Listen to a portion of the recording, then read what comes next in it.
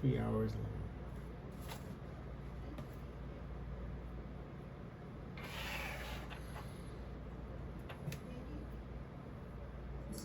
Four of Malcolm Gladwell's books currently for consulting and partnering with Congress on the decision, obviously, of enormous consequences for our soldiers, our security, and our country.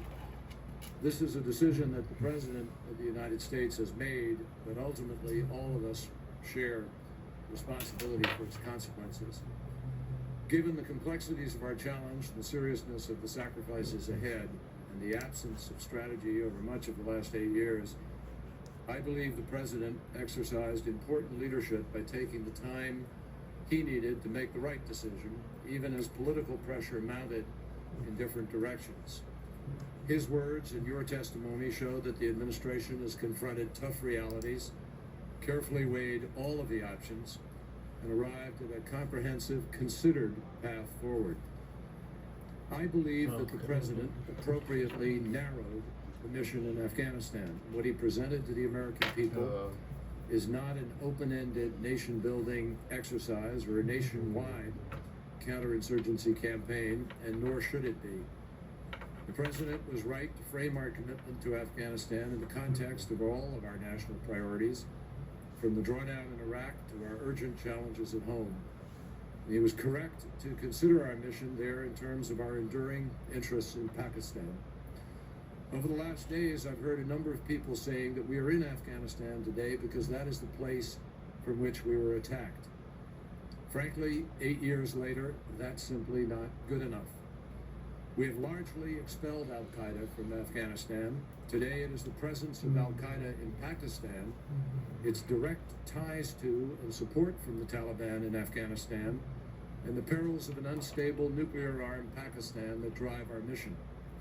What happens in Pakistan, particularly near the Afghan border, will, in my judgment, do more to determine the outcome in Afghanistan than any increase in troops or shift in strategy. No.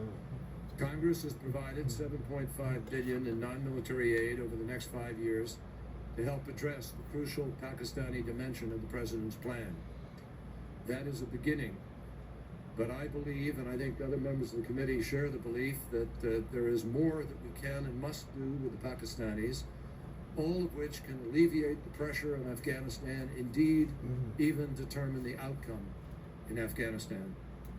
And I believe it is important for the Pakistanis to understand that our commitment to them and to the region is long-term, even as troops are reduced in Afghanistan. In fact, the conditions that permit a reduction in American troops in Afghanistan are a benefit to Pakistan. The President was correct to define success in terms of our ability to empower and transfer responsibility to Afghans as rapidly as possible, while simultaneously achieving a sufficient level of stability to ensure that we leave behind an Afghanistan that is not controlled by al-Qaeda or the Taliban. As I've said before, to each extra family that is asked to send a husband, wife, son, or daughter into harm's way, the deployment of a single additional soldier makes all the difference. But a public debate that reduces a difficult mission in a complex region to a simple headline, ready number of troops, does us all a disservice. What will matter most on the ground in Afghanistan is not the number of troops, but what they will do and how they are integrated into a broader civilian and military strategy. I returned from Afghanistan and Pakistan in October with serious concerns that even if additional troops are able to clear the enemy and hold an area, even in the limited areas where we will operate, unless we are able to build and transfer leadership to local Afghans, unless the governance and development pieces are in place, we risk squandering the gains time and time again. And right now, our military will tell us that in many places, that tripartite capacity is not there.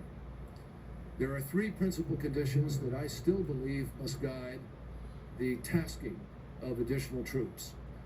First, are there enough reliable Afghan National Army and police forces to partner with American troops and eventually take over responsibility for security?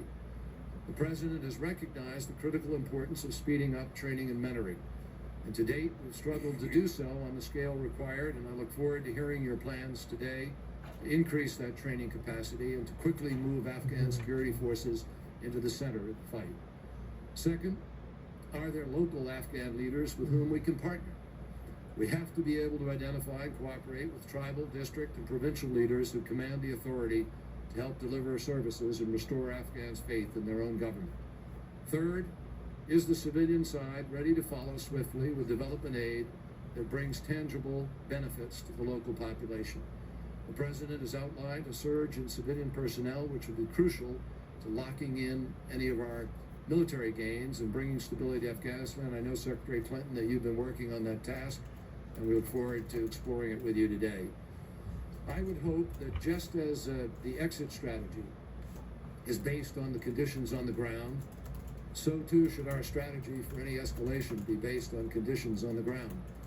I continue to believe that absent an urgent security need, we should not send American troops in to clear places unless we are confident that we have the Afghan partners and resources in place to build on those victories and transfer both security and government function to legitimate Afghan leaders. I still remain concerned that additional troops will tempt us beyond a narrow and focused mission. And with 30,000 troops rushing into Afghanistan, I believe we'll be challenged to have the civilian and governance capacity in place quickly enough to translate their sacrifice into lasting gains.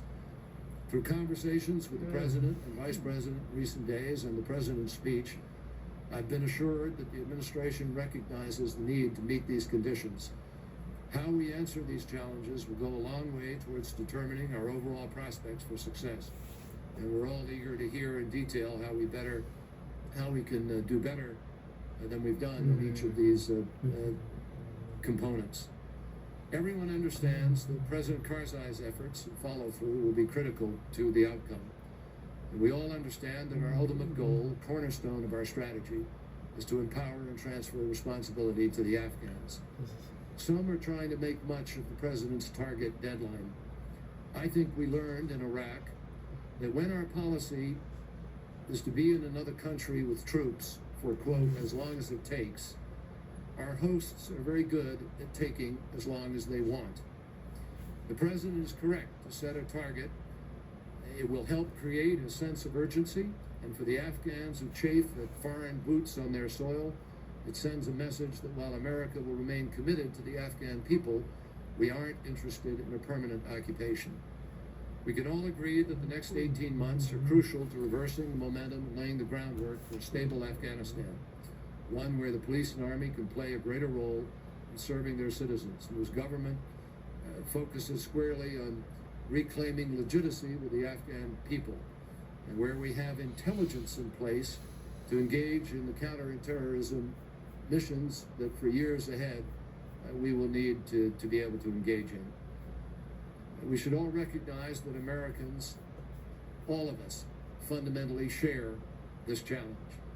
The Senate voted unanimously to go to war in Afghanistan. It should humble all of us that today there are simply no easy options. We have no choice but to grapple with the complexities, reach the conclusion that best serves the American people, and work in partnership with other branches of government. And that is how a democracy fights a war. The President's speech offered a vision of the path forward, but a great many questions remain, including how, simply beyond adding more resources, the U.S. and Afghan civilian strategy will improve, what balance we will strike between securing population centers and venturing into the Afghan countryside, how we intend to finance this increased commitment, and crucially, how we intend to improve our partnership with Pakistan. We look forward to the conversation this morning. Mr. Chairman, I join you in welcoming Secretary Clinton, Secretary Gates, and Admiral Mullen. We appreciate very much that you have come to the Foreign Relations Committee today. The presence of all three of you underscores that success in Afghanistan depends on both military and civilian programs. We must sustain this civil-military approach given the interlocking elements of the newly announced strategy. As we consider our course in Afghanistan, we should evaluate options according to how well they contribute to the United States national security. The ultimate purpose of committing tens of thousands of new troops and tens of billions of additional dollars to the war effort in Afghanistan must be to enhance United States security and our vital national interests in the region. Now, this may seem to be an obvious point, but during long wars, specific tactical objectives can become ends in themselves, disconnected from the broader strategic context or an accounting of finite resources. Pursuing Al-Qaeda or the Taliban and improving governance and economic opportunity in Afghanistan are important. When our country commits the level of forces contemplated by the President to a sustained war, the objective must be absolutely fundamental to United States security. This is especially true at a time when our armed forces have been strained by many years of high deployment rates, our capacity for new government debt is limited, and our nation has not fully emerged from a severe recession. The President made the case on Tuesday that what happens in Afghanistan can directly impact the safety of Americans. I believe that most Americans accept this point, based on the reality that the 9/11 attacks were conceived in Afghanistan, and that the Taliban forces who protected Al-Qaeda are likely to become more resurgent if we leave.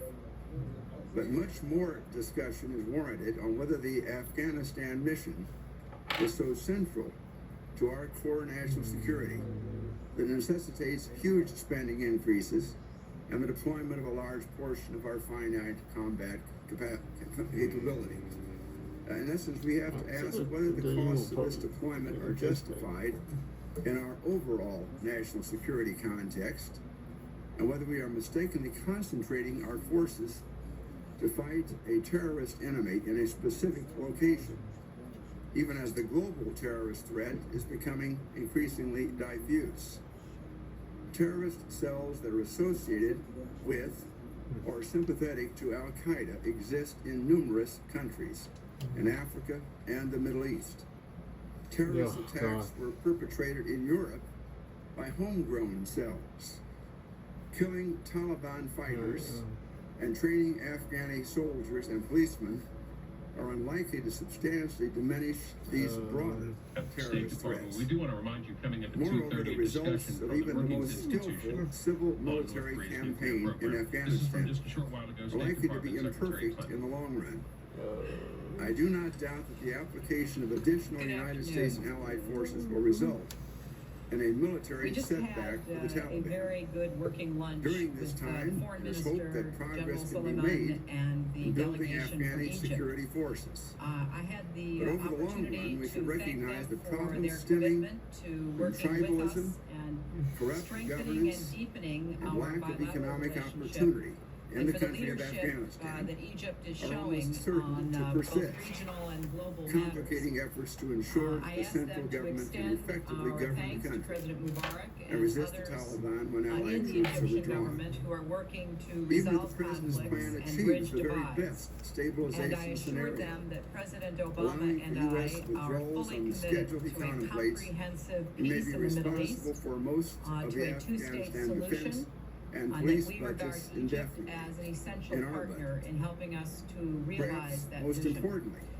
We it is appreciate not clear the how an leadership that expanded Egypt military has effort shown in Afghanistan in addresses recent the months, problem including of convening the Taliban conference in Sharm and el-Sheikh that I Al-Qaeda safe attended, havens as well across as the border undertaking in sensitive Pakistan. mediation among various If parties these in the safe region. havens persist, I know that the President any is strategy looking in forward to Afghanistan his will be trip to Cairo substantially next week, incomplete. and the opportunity to speak Specifically, about America's will relationships Pakistan work not with only us in the Middle East to and not eliminate just in the leadership of Osama the bin Laden Islamic world, but and to other people major everywhere Al-Qaeda officials. about what our common As concerns hearings are in and our how to committee seek have common underscored, ground and realize our common objectives.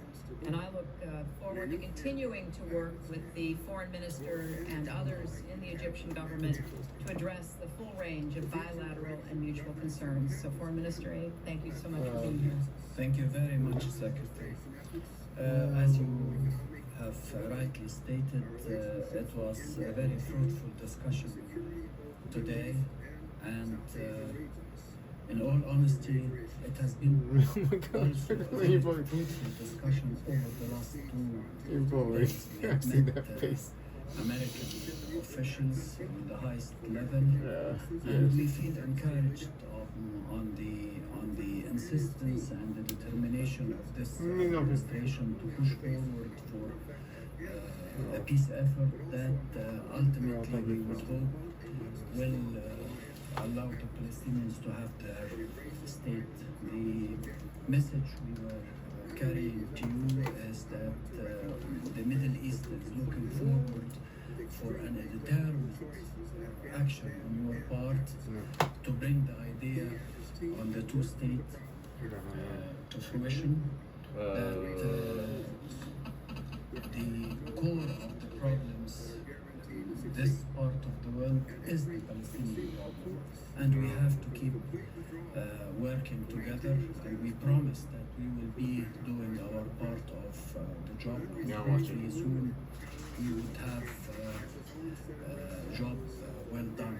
That is an aspect. The second aspect that we touched over the last 2 days is we are full of expectations for the President's visit to Cairo on the 4th of June, and we are determined also to keep building up Egyptian-American relations, as well as our cooperation with you on all levels of activity, relation to bilateral as well as problems tormenting this region. Thank you very much.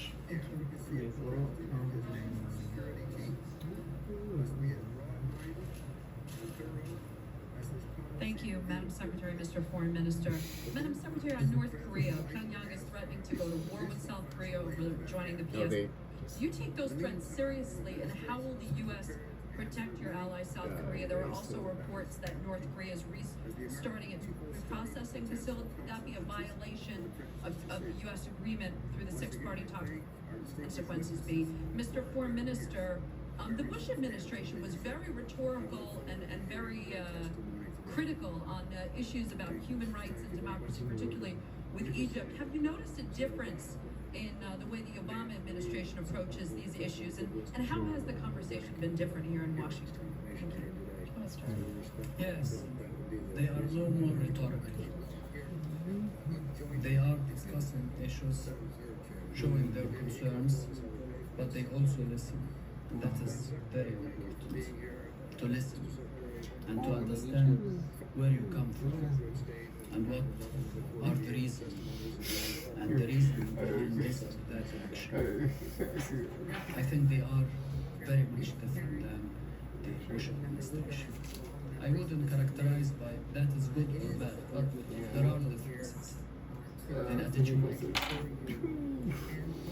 Well, as the Foreign Minister said, we raised issues pertaining to democracy and human rights, as we have consistently in our bilateral discussions, and we will continue to do so. We're interested in working constructively with the Egyptian government, and I think that there is a great opportunity to not only work together, but listen to each other and figure out the best way forward to achieve common objectives. With respect to North Korea has made a choice. It has chosen to violate the specific language of the UN Security Council Resolution 1718. It has ignored the international community. It has abrogated the obligations it entered into through the six-party talks, and it continues to act in a provocative and belligerent manner toward its neighbors. There are consequences to such actions. In the United Nations, as we speak, discussions are going on to add to the consequences that North Korea will face coming out of the latest behavior with the intent to try to rein in the North Koreans and get them back in framework where they are once again fulfilling their obligations and moving toward denuclearization of the Korean Peninsula.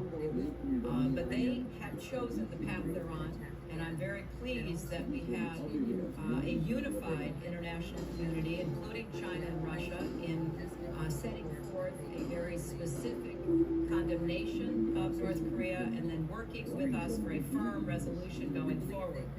I want to underscore the commitments that the United States has and intends always to honor for the defense of South Korea and Japan. That is part of our alliance obligation, which we take very seriously. So we hope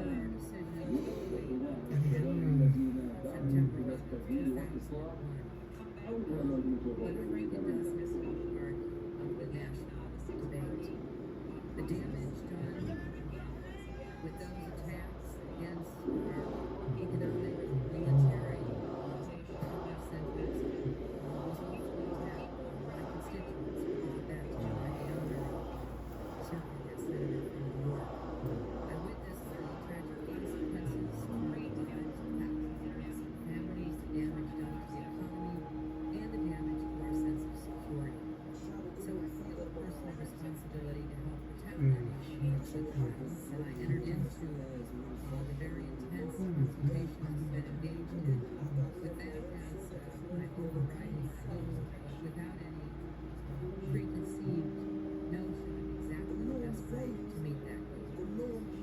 The case for action against Al Qaeda and its allies has always been clear, but the United States' course of action in the last 8 years has not.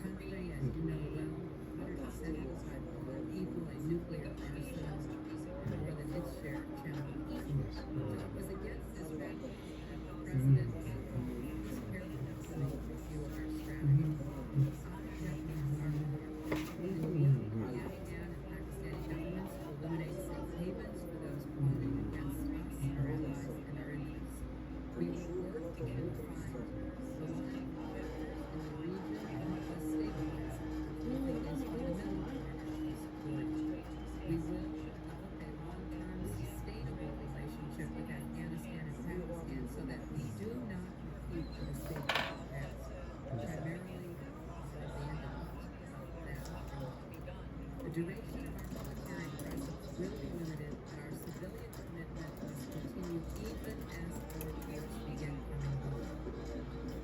Now, accomplishing this mission and ensuring the safety of the American people is not easy. It does mean sending more civilian troops and assistance to Afghanistan and significantly expanding our civilian efforts in Pakistan, which we have begun to do under the leadership of the chairman and ranking member of this committee. We will be asking young men and women who not only serve the military but are part of our civilian service team to be taking great risks and facing extraordinary sacrifices. I want to assure the committee that we will do everything we can to ensure that their sacrifices make our nation safer. Now, the situation in Afghanistan and Pakistan is serious, but it is not, in my view, as negative as frequently portrayed in public. The beginning of President Karzai's second term has opened a new window of opportunity. We obviously have real concerns about the influence of corrupt officials in the Afghan government, and we will redouble our efforts to pursue them. But it is an operation speech like I witnessed President Karzai call for a new compact with the Afghan people and the international community. He pledged to combat corruption through governance and delivery.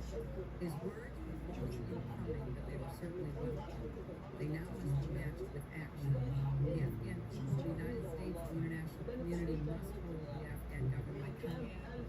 We will be working with our Afghan partners to strengthen institutions at every level. The President has outlined a time frame for transition to Afghan responsibilities.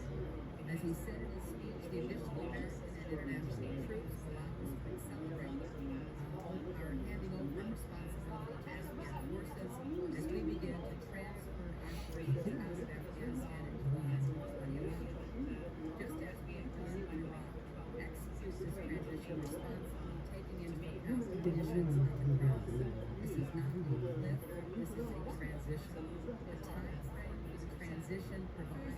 a sense of urgency working with the Afghan government. But it should be clear to everyone that others like ourselves, the United States, are out there, will have great commitment to Afghanistan. Our resolve to fight is reflected in the commitment of troops since the president's office, and the significant civilian commitment that will continue long after our combat There's a whole thing ends. else. Our civilian effort is already bearing fruit. Civilian experts and advisors are helping to craft Yeah, 'cause here's the problem. government ministries. We are How many times have engaged you in the process of certifying those ministries that we feel are worthy and provided by the Lord. We will not provide it if we cannot certify them.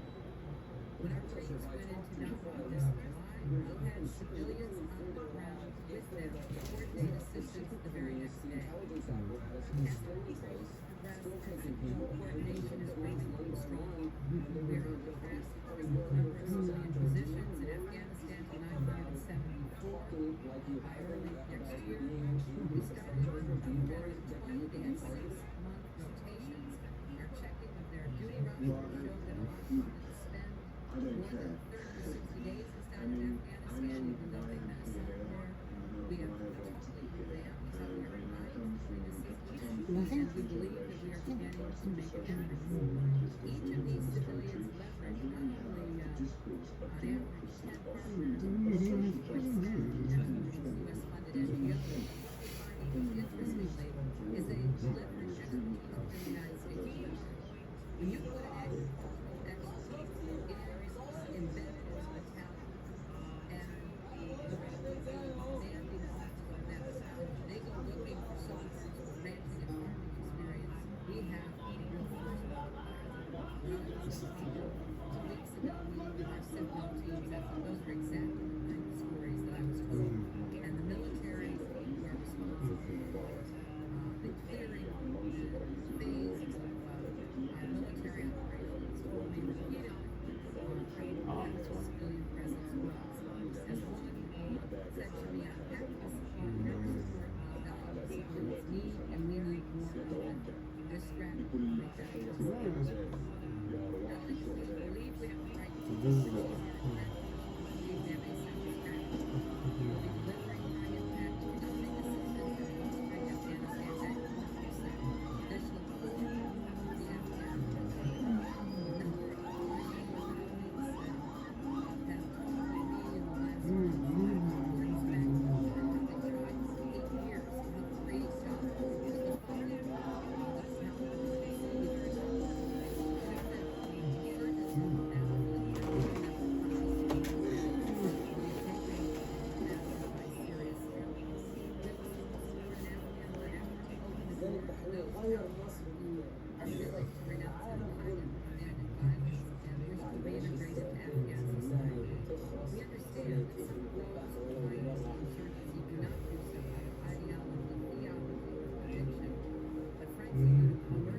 the average Taliban fighter, our information, receives 2 to 3 times the monthly salary of the average Afghan soldier or police officer. Our regional diplomacy complements this political approach by seeking to mitigate external interference in Afghanistan and working to shift the capital to neighboring countries. And that, of course, leads me to Pakistan. A strong, stable, democratic Pakistan must be a key partner of the United States and an ally in the fight against violent extremism.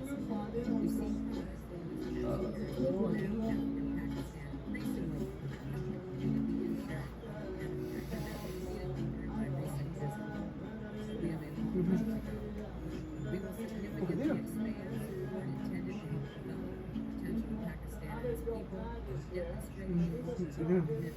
I spent 3 days in Pakistan last month, and most commonly over and over again, he left us before Bolivia. He walks around, left us with this problem she should create. We want to send a clear message as to hearing what this building legislation does, that we intend to be committed to long-term support. We will not be facing these challenges alone. We have 40 contributing countries. Our NATO allies have made significant contributions. After this hearing, I will in the process of securing additional Afghan commitments. Ambassador Colbert is already there consulting with our allies. We've had a very encouraging response to the conversations we've had this far. And we're looking beyond NATO to build the strongest At Jacoby Myers, when we get justice for you, it can make a big difference in your life. Here's what that means. Insurance offer, $35,000. The Jacoby Myers result, $500,000. Insurance offer, $0. Our result, $2 million. Insurance offer, $100,000. Our result, $4.65 million. That's the difference experience makes. Jacoby Myers, because everyone deserves justice. coalition. Japan has denounced its Chicken fingers.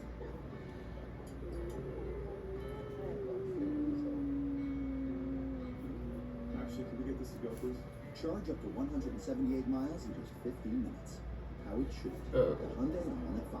Get 0% APR and up to a $7,500 federal tax credit on select Ioniq. You don't have to go Report ends on September We're not 30th. supposed to. Hurry in.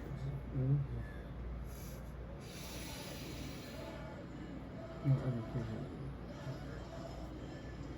this is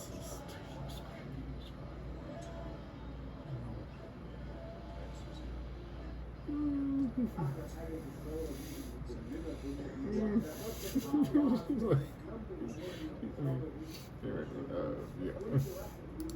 to Afghanistan. We think other governments are beginning to recognize that this is a common fight against a common enemy. But let me conclude that we face a range of different choices. The president Yes.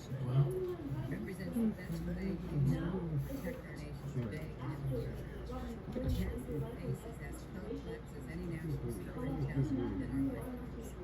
We will not succeed if people view this effort as the responsibility of a single party, a single agency within our government, or a single country. We owe it to our troops and our civilians who face these dangers to come together as Americans and come together with our allies and international partners to help accomplish this mission. I look forward to our continuing to achieve that. Thank you. Mr. Chair, members of the committee,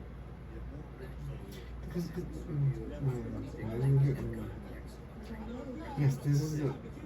Yes. No one's ever done it.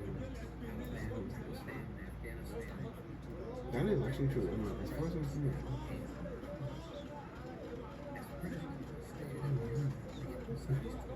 concerned.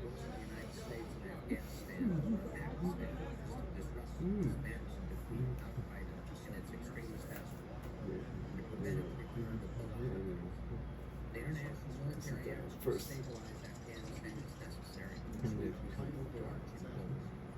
Defeating Al Qaeda and enhancing Afghan security are mutually reinforcing missions. They cannot be untethered from one another, as much as one might wish that to be the case. They probably It is did. on pressure now, and depending on the Taliban and other extremists, could sustain the success of the Taliban fast to strengthen Al Qaeda's message to Muslim world again, and find the extremists and eliminate some of this. Each benefiting from the success and debauchery of the other. Al Qaeda leaders have stated this explicitly and repeatedly. The lesson of the Afghan Taliban revolver from is that time and will are on their side. That with a Western defeat, they could regain their strength to achieve a major strategic victory. As long as their senior leadership lives and can continue to inspire practical transparency. Will back the Taliban is necessary, even if not sufficient for the ultimate defeat of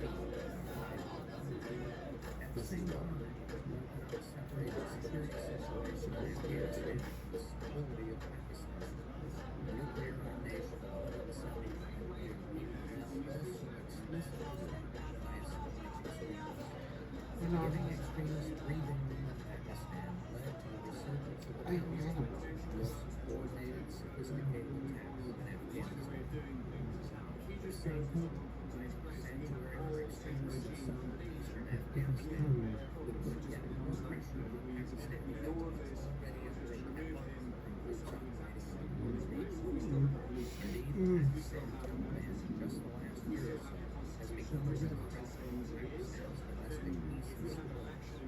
This is weird.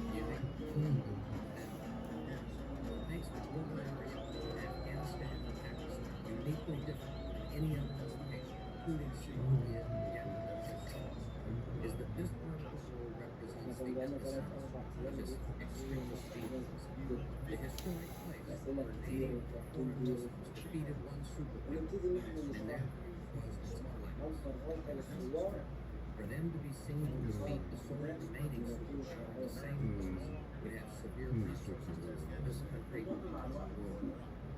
Some say this is similar to the domino theory that's underpinned and ultimately muddied the thinking behind U.S. military escalation. The difference, however, is that we have very real and very recent history that shows just what must happen in this precious world when extremists have breathing space, safe havens, and governments consistently supporting their missions. Less than 5 years after the last Soviet tank crossed the Terminus Bridge of Afghanistan, in 1993, Islamic militants launched their first attack on the World Trade Center in New York. But unfortunately, this is a mistake. The president's new strategic mindset aims to reverse the capabilities and reduce its strength, providing the time and space necessary for the Afghans to develop enough security and governance capacity to stabilize their own country. The essence of our civil military plan is to clear, move, build, and transfer.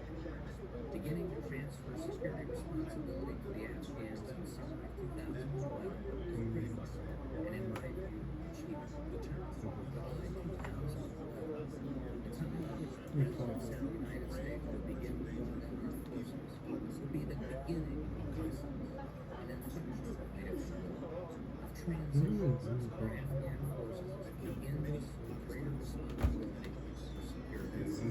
The pace and character of that war now, which districts and provinces will turn over to win, will be determined by conditions on the ground. It will be a gradual, inexorable process. It will be similar to the gradual, steady, conditions-based drawdown This is part of the that thing. began to take place in Iraq Basic. 14 months after the surge began there. As with so many issues of national security and defense arena, the real challenge in Afghanistan is military capacity. The prompt dispatch of some 30,000 U.S. combat troops, 2,000 by the overthrown earlier this year, sends a certain message of the President's resolve over us and our adversaries in Afghanistan and Pakistan. When this buildup is complete, no U.S. force levels in Afghanistan will work to hold up the campaign on this work with 200,000 troops. Whether you agree with this or not, there should be no doubting at home or abroad this President's commitment to the success of this mission. On the other hand, we have to send a equally strong message to the Afghans that we're always saying that the United States military is not prepared. That the Afghans must step up to the plate and do the things necessary that will allow them to take primary responsibility for defending their own country and do so with Who's in charge of and urgency. This is the goal we're trying to achieve, and I believe the President's plan provides those resources and flexibility to do so. Making this transition possible requires accelerating the development of a significantly larger and capable Afghan army and police with intensive partnering by SAF forces, especially at the moment. Even after the transfer of security responsibility to the Afghans and brought their own combat forces, the United States will continue to support their development.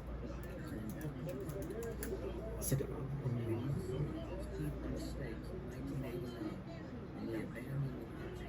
I know why.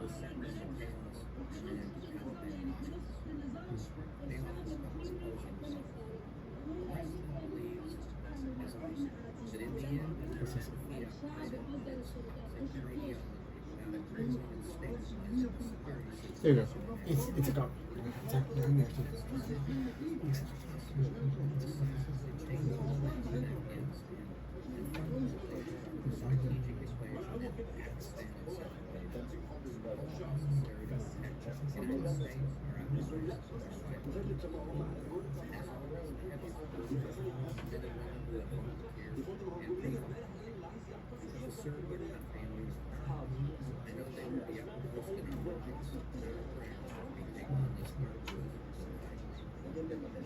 because it's cool and they have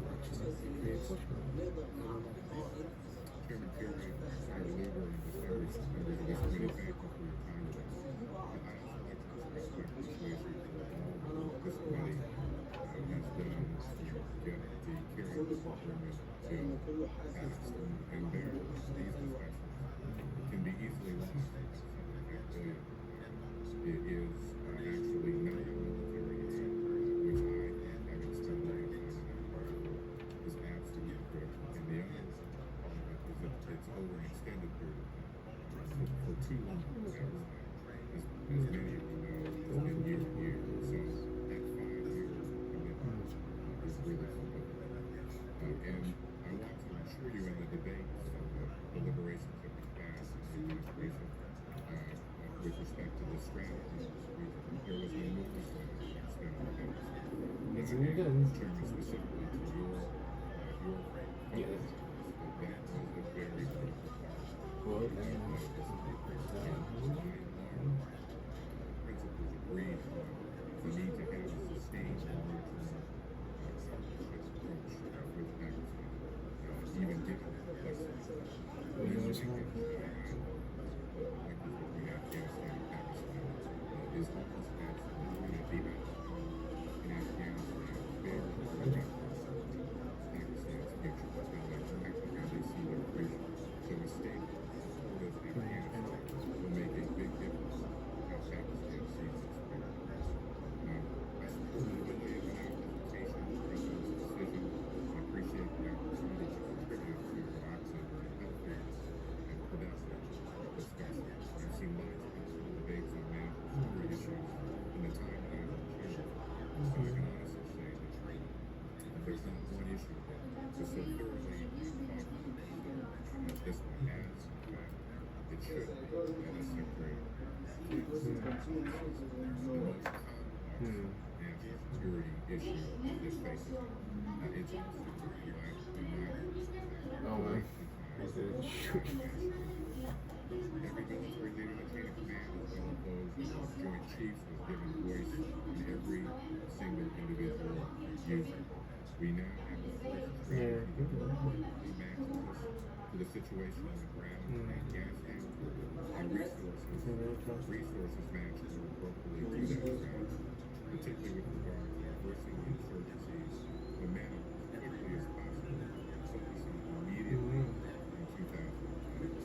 Given the stakes in Afghanistan, as well as that are a part of the group, I believe the time with you was well worth it. Secretary of State Clinton engaged in like policy issues, large policy issues, and I will speak here. And from a purely military perspective, I believe our new approach has three critical points. First, by providing orchestrated objectives.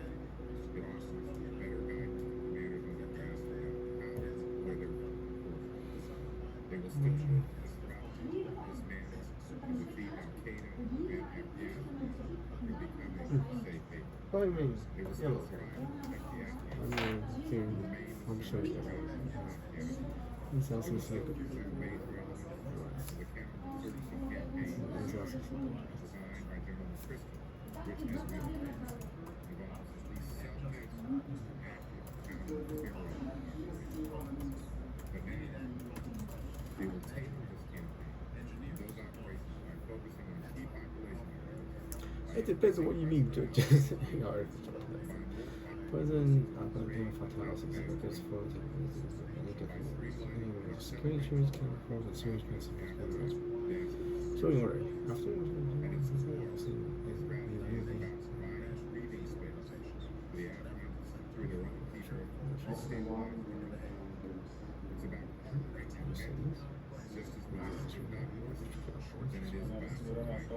raises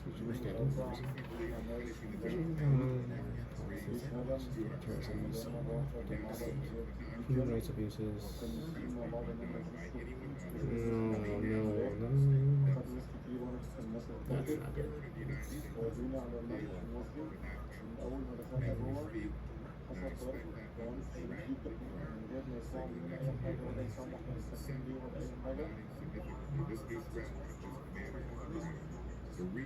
That's the problem. High inflation. That makes so much sense. Well, we got a problem.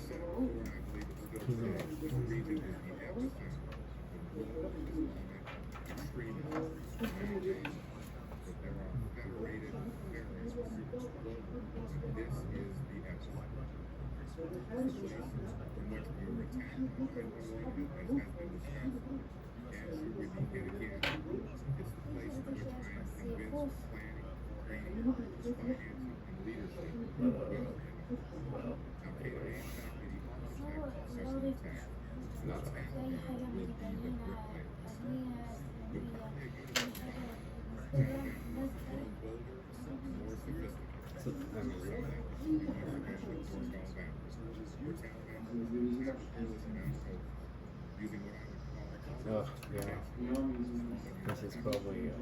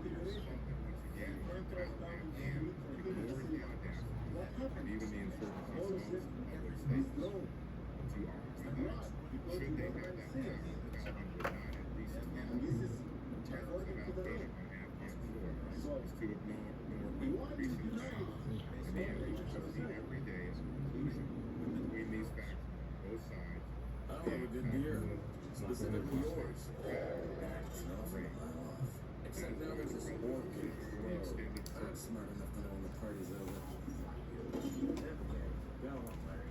Oregon, the best in pests.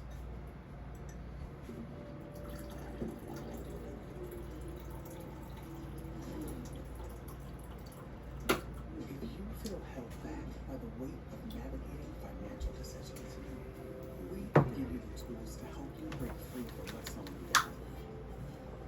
Credit Karma gives personalized guidance to improve your credit, savings, taxes, and more. So you can find your way to money. Intuit Credit Karma. Karma you can count on. No, President Biden, we have about Final year as new editor-in-chief. Remember the 5 governments. Who won the war? So now, We're journalists looking for story. This is an authoritative, necessary story for anyone who likes being exactly.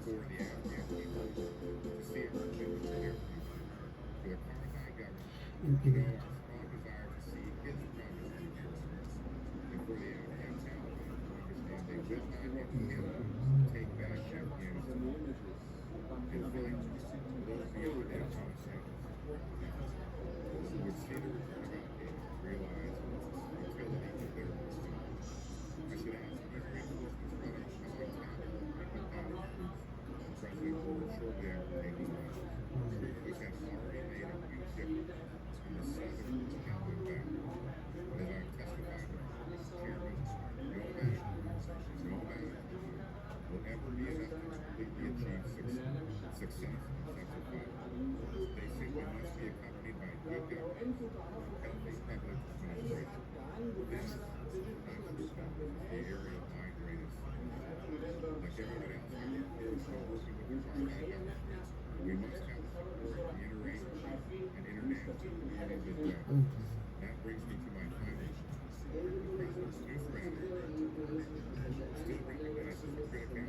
ways to address regional problems. He does not view Afghanistan in isolation any more than he views the ties between Al-Qaeda and Taliban as superficial. He's called for a sovereign and more productive cooperation with neighboring Pakistan alongside President democratic development, whose support remains vital to our ability to eliminate those in safe haven.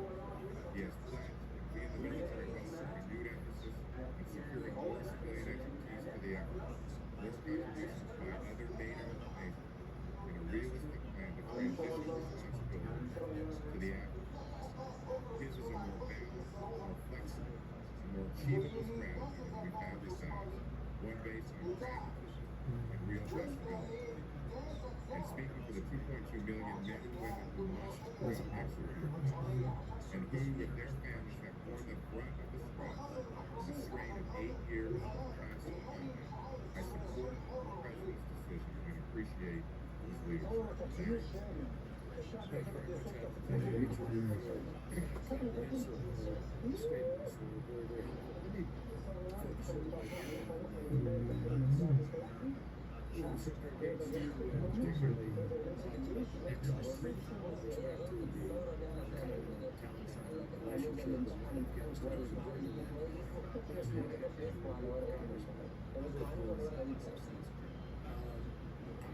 See the nexus of the somehow feel that we can get by, notwithstanding whatever nexus there is, that it doesn't bring us since building on some leaders opening statement instead of talking about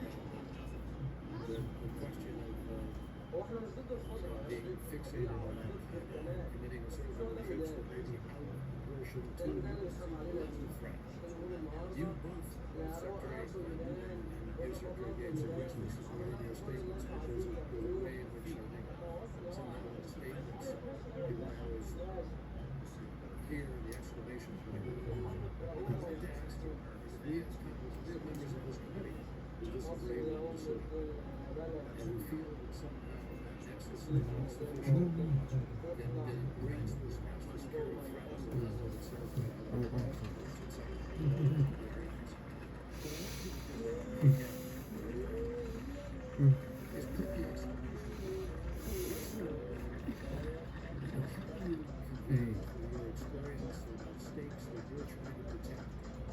What is really at stake here, so people understand why the president, clearly, West Point said, he doesn't take this decision lightly, and we'll understand that nobody would to make this kind of commitment. What is it, the simplest of terms, that compels you to say Al-Qaeda in Pakistan remains a sufficient threat to require 100,000 troops in Afghanistan?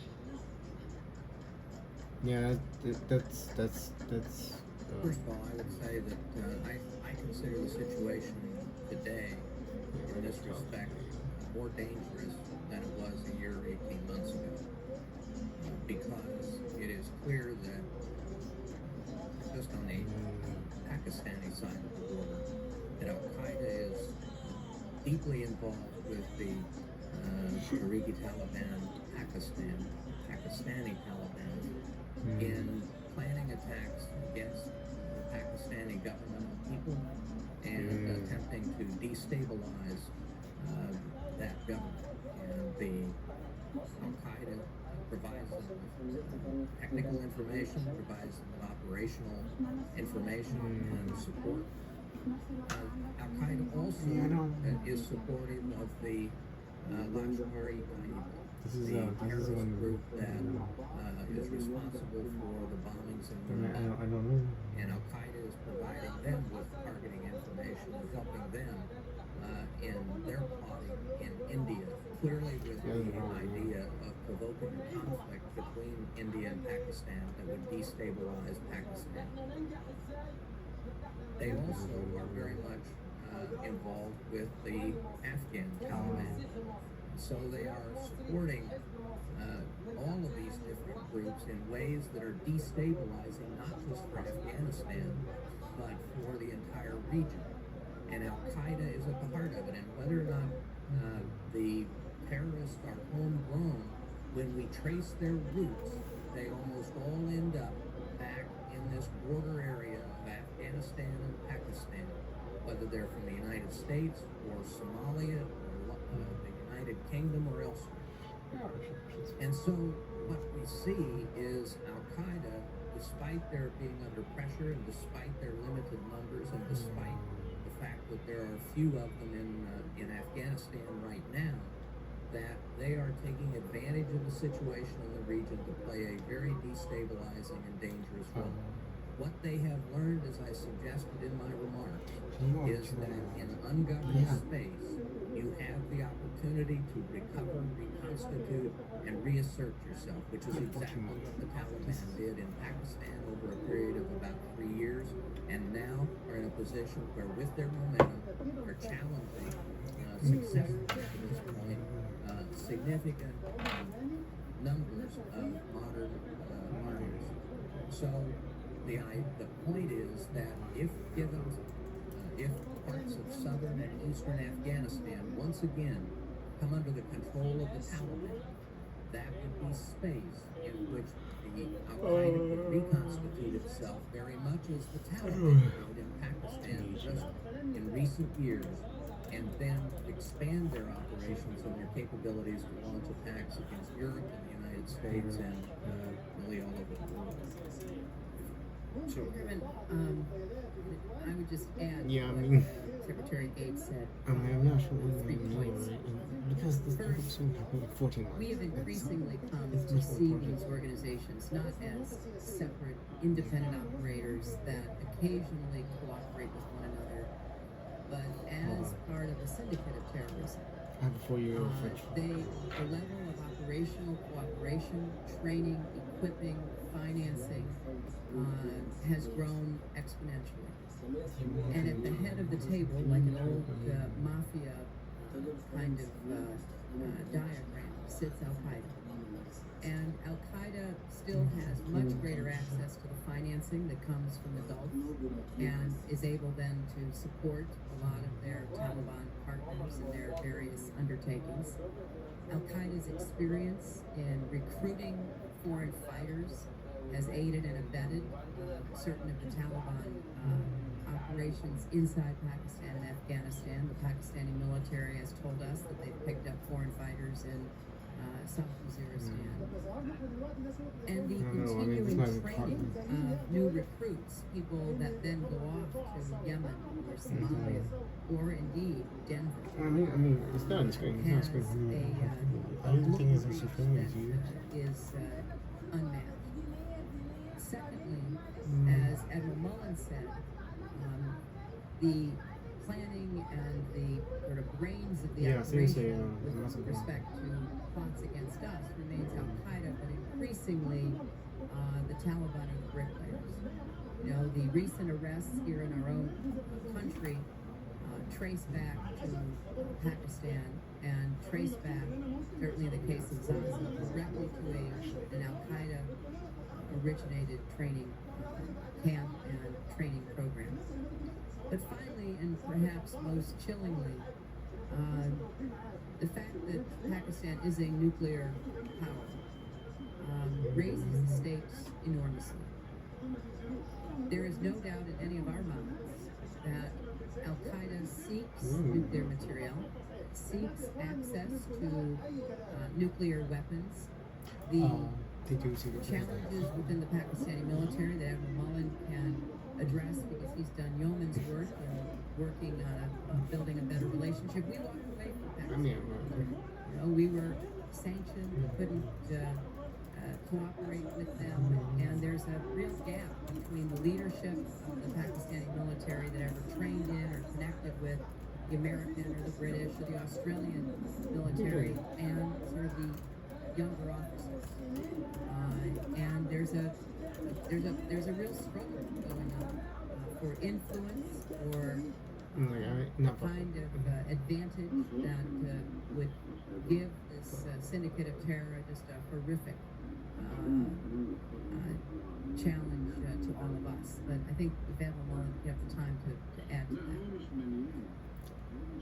No, Chairman, I I know. I mean, agree with the nexus. I've watched over the last year or two that these groups are coming together. Secretary Gates talked about the linkage between the LET and Al Qaeda, and it's actually not. So it's not local, and that is an example of the collaboration that's going on with all these things. I was struck, as I'm sure you were in Mumbai, that the terrorist outfit could literally generate that kind of attack and then bring two nation states closer to conflict. That is not an achievement lost on anyone that observed those kinds of plots continue. The ability to destabilize Pakistan, seeking that nuclear material, those nuclear materials and weapons, it's extraordinarily dangerous. I recognize both the price we pay in blood and treasure and the cost that it costs our government specifically. These and my own view of this is that without addressing this, the potential risks of something recurring on the order of what happened before is out. The enormous costs that would be associated with that. So this decision and investment now is absolutely critical. And the terrorist central cells that are there in this group, this is really the headquarters. There are other franchise cells throughout places like Yemen and Somalia, but this is the most dangerous one. They all need to be addressed. This has a significantly more capable center of gravity they did because of all the organizations that are associated with Al-Qaeda in this border area. Well, I appreciate that. Man, I mean, you hung along. The central role of Yemen. Al-Qaeda in the Afghan-Pakistan border area. The reality is that Al-Qaeda in the Islamic Maghreb, Al-Qaeda in the Arab Peninsula place high value on their affiliation with Al-Qaeda in that border area. And there is ample intelligence showing other terrorist groups that basically are in the application process to become affiliates of Al-Qaeda. So the central mythology, the central role of these people is still there. Well, let me just say that I think that I mean, I don't know. the next day is to really build this linkage and case so that people have a real understanding of the importance of it. Obviously, it begs the question. Yeah, because, I don't want to use the time periods here. Bahrain stable, I UAE would ask stable, colleagues to Qatar stable, follow up on it. Saudi Arabia But stable. it clearly begs Yemen the is question in control of Pakistan's cooperation and what we can expect in these next months. I'm sure colleagues will follow up on that. And I think I did note congratulations on Chelsea's engagement. oh yeah, I just three finished my wedding planner babies. for my younger daughter, and my advice to you is Chelsea, professional. three, you have three grandchildren. I am not, distinctly not a professional. Senator Lugar, Yes, thank you, Mr. Chairman. Let me follow up on your questions as well as the responses of the witnesses. Secretary Clinton, in your testimony on page 2, you said we will work with the Afghan and Pakistani governments to eliminate safe havens for those plotting attacks against us, our lives, and our interests.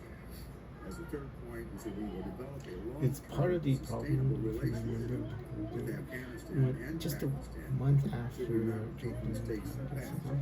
Yemen.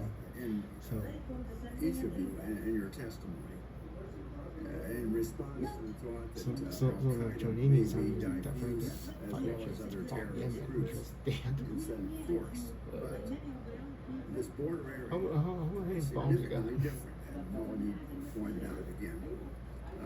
And it's significantly different as a base DW Dutch for weather the greatest threat.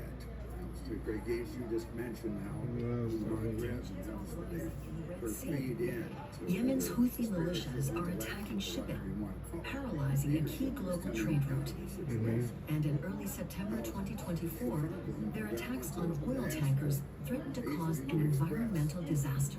As that, The United States has responded with airstrikes on Houthi positions, And the militant group is mobilizing for what it describes as a new holy war.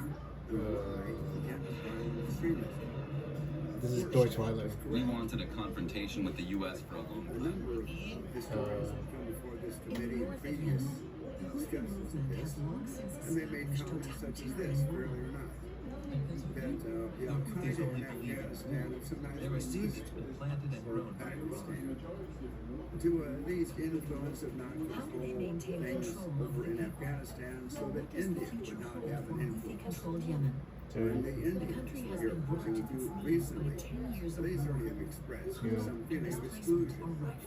It came not only from Pakistan, but Pakistan's use of the Taliban in Afghanistan. Now, recently, One part, the you're three gonna of you have watch a Deutsche Welle documentary, 11 months ago documentary. Vice President This Admiral Jones and others have convinced the Pakistani military that they ought to do Traveling something into a about severely Pakistani restricted area. Taliban For in years, Swat Valley. hardly any Western Much journalists have been allowed to come elsewhere. here. And maybe that's the Granted case access by the in their Houthis. viewpoint. Driving along But gravel we would roads still and get back riverbeds, to the we point cross the that front lines of we're Yemen's talking civil about war. this border From area territory that controlled has by two the countries. internationally On recognized one government side, we're into going the to realm of a place militant group. additional troops dealing with This the is where flood most of the country's in nearly 34 Afghanistan. million residents What live. is not clear is precisely what is going to The happen capital, in Sana'a, Pakistan is under Houthi in this control. alliance of two, U.S. and Pakistan in this case. And you would It's say, well, afternoon.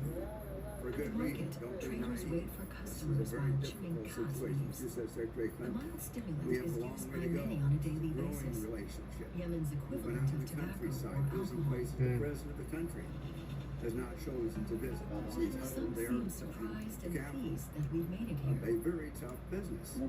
But what I suppose Others see us as asking today representatives is, of the enemy. and I agree with the chairman, And are more all the confrontational. concentration on the number of troops, the number of months, whatever is going to happen. We're used to in the airstrikes. urban It's been that areas way of for a the long Western time, province. since the This world is began ganging up important. on Yemen. Whether young or old, we But what is Yemenis are crucial patient. We is endure all hardships. whether any of the three of you, or you three of you collectively, or the president, This the man vice is praising president, Hamas. General Jones, anyone else, Elsewhere, your team, Palestinian and Yemeni is going to flags be have been able to sewn deal together in a with the gesture of leadership in solidarity. Pakistan, whether it be the It's civil, been The violence in military, Gaza or is all too intelligence familiar leadership. to Yemenis. So there's a Here matter of too, fact, they are thousands of prepared civilians have been to killed face in what we are extreme already attacks. seeing as the In problem. this case, by a The border area, Western-backed, Saudi-led Al-Qaeda there, military Osama bin coalition. Laden. talking about Yemen, I mean, Talk about Osama bin Laden. Isn't this some of it's dead. Isn't this a reason why continued warfare is necessary? If it Exiled is so, Yemenis we better warn talk us to about it expect a directly to police state Pakistanis. as restrictive This as being a North public Korea. hearing, the Pakistanis are And hearing it's true it that loud we're and clear. escorted by Houthi security officials And they're going to who have to control respond. every question we ask, Now, every it was answer all we're well and given, good for and us to every say image we capture they've with got our to be cameras. stable over the long run because without nuclear weapons. Most and people this is- here seem well, of afraid course of they being need to be filmed. stable. They Prefer understand not to that. answer our They questions. often represent us talking about their nuclear weapons, try to partially Fatima might al-Asrar protect keeps a them close eye and on nuclear her weapons homeland from in outside our the own country. interest. She's in But I'd like to constant ask contact any with of the people three of still you in is Yemen. progressing from the president's plan. That's not the end of the story. Houthi-controlled Whether areas, this plan and even works or private not meetings depends are upon spied maybe on. personal You know, diplomacy people know exactly and the ability you of met with, leadership in who's coming to Pakistan your to come to home, very who's different leaving. significant So conclusions there's this kind of from the paranoia. past in It's terms through of that their type of welfare. control that they're able How to rapidly control the can this occur? narrative, give a certain In perception 12 about months, them, 18 months, and 2 also years? manipulate In the other words, people. and better occur soon. We're struck by the sheer We're going to have number a of shifting of pictures people of back and fighters forth who've been across the killed in border, the conflict. even as we have military There are success, thousands as of we them, will in the each one provinces celebrated of as a hero. Afghanistan. Anyone Many want were to like respond? teenagers. Well, I mean, I'm so sorry too. I'm sure my colleagues will add to what I say. But hold on. I share your sense of urgency, I your mean, analysis of the challenges that we confront. I But don't I know what think we have to look very clear-eyed at where we are starting from. When I went through my round of confirmation hearings and then sort of introductory hearings in the House, and that was back in January, I said at the time that it was hard to believe that the Pakistani government was not going after the direct threats that it faced from within its own borders. And that caused a big outcry in Pakistan. But I think it's significant that we're sitting here today having seen two major military operations after the failure of some kind of accommodation and unsuccessful peace agreements were finally recognized. We are now making the case to our counterparts in Pakistan, both in the civilian and the military leadership, that the efforts they have made against the TTP, primarily in Swat and now in Waziristan and the Massoud tribal core, are necessary but far from sufficient efforts to protect themselves. That this syndicate, this network of terrorism has to be addressed. That whatever the utility of any of these groups might have been in the past, they have morphed into a form that poses a threat to the Pakistani government. Oh, there's the one that... This is an argument that I think takes time to make. It is certainly an argument each of us, plus others, have carried repeatedly and will continue to do so. But there is a great gulf of mistrust. Secretary Gates can speak very eloquently, since he was involved in the 1980s in working with the Pakistani government to put together the Mujahideen that led to the overthrow of the Soviet Union, but which the Pakistanis feel like we then walked away from helping them cope with. And they accommodated themselves. They went into survival mode. Maybe even saw some certain advantages flowing from those relationships, and advantages that they were kind of making lemonade out of lemons in order to obtain.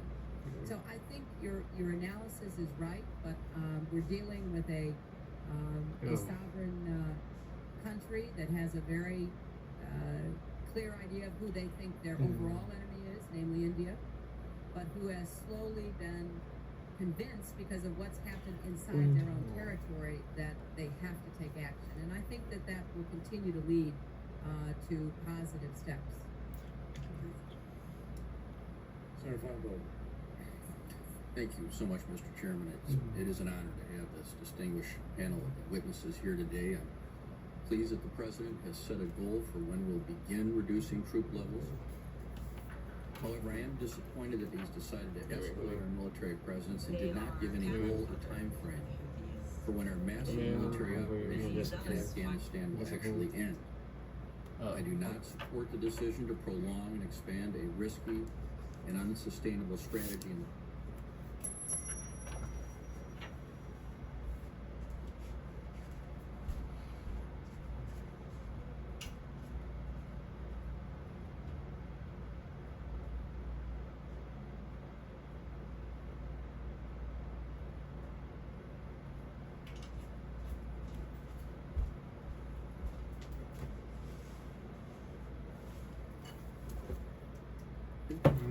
while I support engagement in Afghanistan and counter-terrorism efforts in the region, I do not believe more American lives should be risked for a war that no longer serves our most pressing national security interests. We must promptly transition to a sustainable, targeted counter-terrorism strategy for the region and the world, one that is as agile and global as the enemy we confront, Al-Qaeda. So rather than focusing so much of our attention and resources on Afghanistan, I think we need a comprehensive global strategy that divides Al-Qaeda from population and principally local groups. We need to improve our intelligence capabilities, build partnerships with legitimate local partners, and if appropriate, utilize targeted tactical operations. Secretary Gates, you've argued that we must continue to pour our resources in Afghanistan, or it would be perceived as a victory by Al-Qaeda. And I'd say I am somewhat less concerned about the perception of victory and more focused on the actual defeating of Al-Qaeda for real. I think the best way to do that is to recognize that we're dealing, as you have recognized, with a very limited presence in Afghanistan. Al-Qaeda's stated objective is to bankrupt the United States. So I guess my first question is to at least acknowledge that investment of $100 billion in just one country in 1 year alone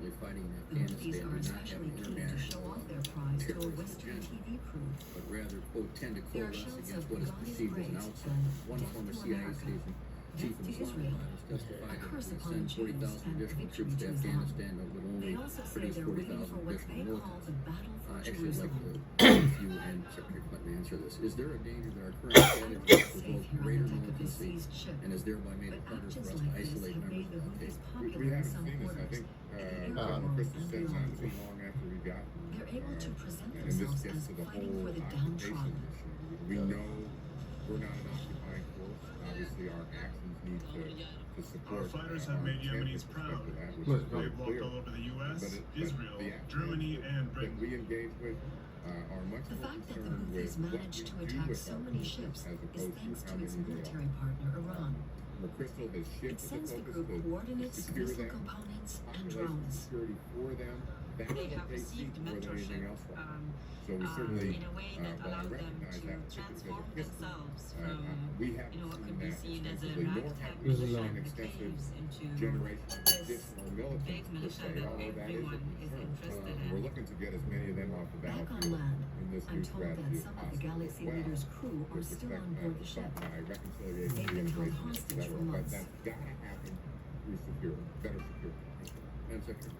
Senator, I would just Our add next 3 destination is points. one of the One, poorest parts of the General country. Crystal 5 hours significantly drive from changed the way that our military forces After in nearly NATO 10 ISAF years of war, the conduct country is themselves suffering with from respect one to of the civilian worst population. humanitarian crises He Oh, significantly tightened Nearly rules 5 for million Yemenis are air displaced. support for any kind Many of are combat forced to live in camps. in order to Around limit the number of 17 civilian million casualties, don't have and he reliable also access to food. issued orders concerning This nighttime camp raids, is home particularly to use of livestock dogs. farmers and traders. When I was Many of in them from the Afghanistan, border I region of had a Saudi number of Arabia. people tell us that People it made a here- huge difference. Secondly, Sick, in yeah. every reliable research that I have access to, there is no appetite for the return of the Taliban whatsoever. What we have seen an increase in over the last several years has been more hedging, that people are understandably nervous about what's the outcome and whose side should I and my family end up on. But there is no appetite for the return of the Taliban, and we do not see what is a legitimate concern to keep in mind, the potential reaction that would lead to increased insurgents. We also know that a lot of the people who are in the Taliban do not share the overall goal, which has morphed. You know, the Mullah Omar core group that heads the Afghan Taliban and is closely allied with Al Qaeda has morphed into not just a nationalistic Islamist group, but now kind of buying into this caliphate idea. And therefore, a lot of the people who have been conscripted, in effect, into service on behalf of the Taliban have no real allegiance. So part of the challenge here, and it's something that we are working on with President Karzai. Obviously, we have a whole team embedded in NATO ISAF under a retired British General Lamb, who had played a major role in Iraq, the Sons of Iraq and the Awakening, is to begin to do a much more thoughtful job to separate out. I mean, the Taliban are a homegrown entity. The students, you know, they rose up in part again.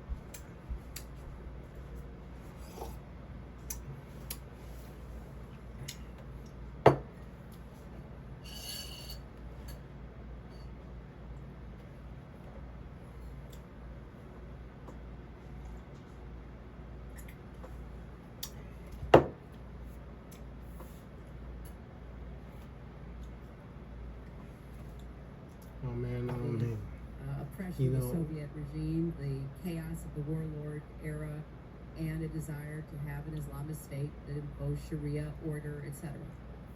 So we know that there is an opportunity for those who renounce Al-Qaeda, violence, etc., to be reintegrated and to play a part in the political system. Now, we might not like their political agenda. I'll just put that on the table. You know, Senator Boxer and Senator Shahid and I would not particularly be enthusiastic about a nonviolent, peaceful Taliban political movement that legitimately played within the democracy.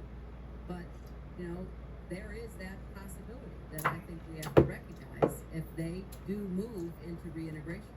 Well, my time's up. I just want to say, Madam Secretary, thank you for a thoughtful answer. I'm sure you'd agree that it's at our peril that we would minimize the potential feelings of the Afghan people for an extended presence there. I know you're aware of that, but be so careful not to minimize the importance of that. I thank the chair. Thank you, Senator Feingold. Senator Quinn. Thank you, and thank each of you for your service. I very much respect the positions that each of you hold, and realize that there are no easy answers. I know this has been very complex, and I know it's very agonizing to come before panels like this when you're part of the administration. I do hope, and I see the chairman has left, but since this is so Pakistan-centric, I hope that Ann Patterson, I know she's here, will be made available, and we will have hearings with her and others involved in Pakistan, maybe Petraeus. My understanding is we're trying to set up Crystal and Eikenberry this next week. Is that correct? Senator Corker, that is correct, and we would certainly make any witness available. We might want to suggest that you plan a short public hearing and a longer classified hearing. I think that would be very, very useful to get out a lot of the issues that Senator Hoover and Chairman Kerry raised. I think if we're going to have the classified hearing, which would be great. The station chief in Pakistan would be very beneficial. But y'all can make those decisions. I hope at least we'll have a public hearing with Ann Patterson, who is an outstanding ambassador and certainly knows what's happening in that area. You can't help but be in Afghanistan and know that part of what is driving what we're doing there is just the inertia, the fact that we're there and we're loath to leave before success, whatever that means. And the fact that we're trying to prove to Pakistan and Afghanistan citizens that we're real friends. So my point is that much of what y'all said, no doubt, is true, but there's an underlying current that creates an inertia, I think, for us to be there. And I know a lot of comments have been made about the fact that it's very clear what we're doing now, and maybe we weren't clear in the past. And there's no doubt we were not clear in the past. I would say that I have average intelligence